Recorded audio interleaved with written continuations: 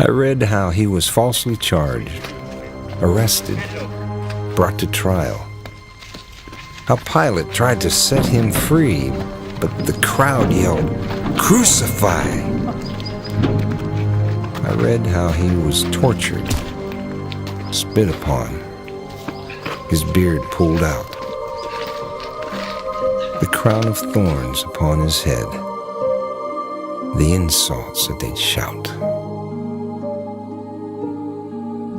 They led him down Mount Calvary's road, on his back a mighty cross, on to what was destined him to save mankind from loss. And with each agonizing groan from the nails that pierced his hands,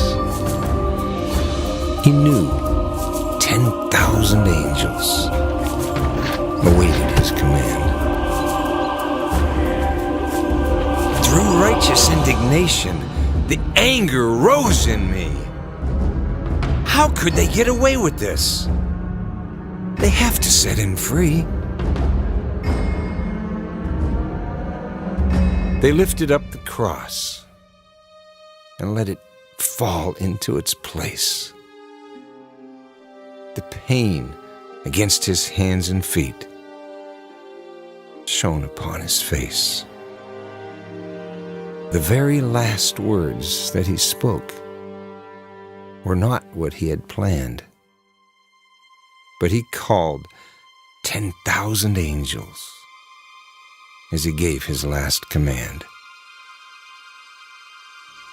Then all hell rejoiced, Satan cheered. The party had begun. The only way to save mankind was through Jesus Christ, God's Son. He lived a sinless life, and at Golgotha made his stand. But before he died, he looked above and gave his last command. The blood-stained cross stood empty, freed from its awesome task of lifting up the Son of God against his shredded back.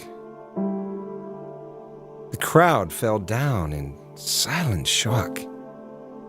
They knew now he was king. But what they didn't know, they'd lost the chance for salvation's song to sing. Then a presence came upon me, and in my spirit I saw his face. And in that moment's time, I felt his mercy and his grace.